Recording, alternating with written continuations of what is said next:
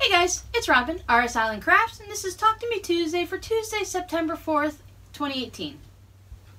I hope everyone in the US and Canada enjoyed their Labor Day yesterday. I believe those are the only two countries that celebrated on the first Monday in September. Correct me if I'm wrong. I would love to know if anyone else is celebrating Labor Day. I think we had an amazing Labor Day. I'm not sure yet because I filmed this on Monday morning and we haven't had Labor Day yet.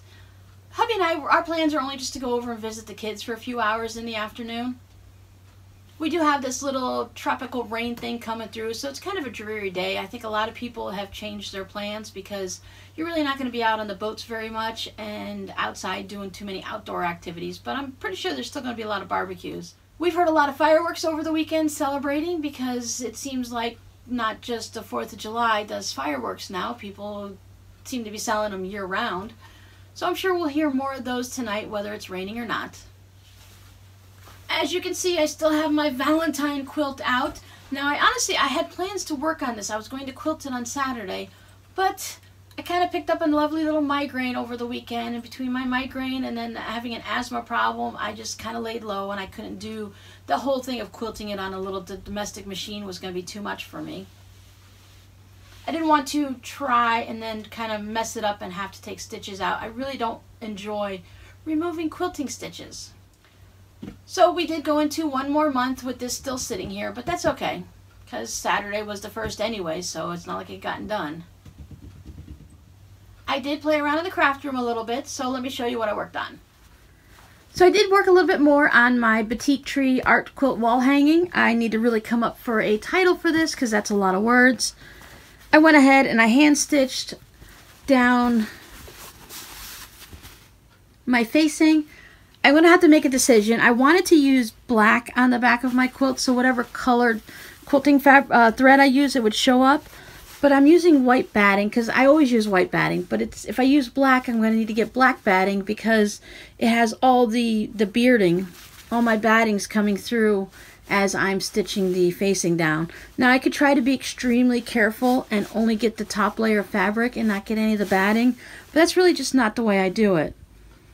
So I'm gonna have to come up with something. I guess I could always just keep with the black on the backing but change what I use for my facing, and that way if I use white it would frame the back of it, and then any of the pilling that comes up through would be okay. I don't normally see this much, and I use black a lot, so maybe it was I used a different needle. Maybe it was just because I wasn't feeling quite right and I went a little bit deeper than I usually do. I don't know. I'll see what happens when I do the pumpkin one, and if I have the same problem, then I'm going to have to come up with a solution for that.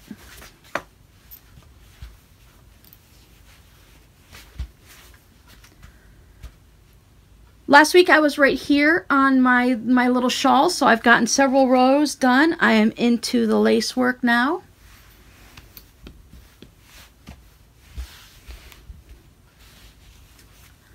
So that's coming along really nicely. It's showing up. These colors are a little bit lighter in real life than they are showing up through on the video.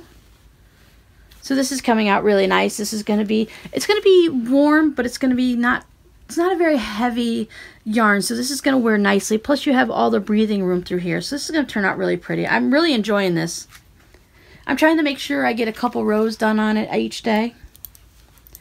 As you can tell, each row increases in stitches, so the more you do, the bigger each stitch count gets for every row, so it does take a little bit longer to work on it.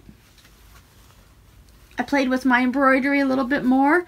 I now have all the flowers and the leaves done, and I'll be able to start working on the unicorn. I saved this for last, one, because I was trying to decide how I was going to do it, but two, I like to save the favorite part for last, because if I save the part I don't want to work on, I'll never finish it. So if I do all it's fun still to work on these, but each little individual one you're doing differently, so each one is like a finish, but this is the main part, and this is the part that's going to be really fun because of all the different colors, so I saved that at the end to reward myself. I did finish my hat, my latest hat. It was here last week when you saw it, and now it's all the way up here. I still have to weave in my ends. I haven't done that.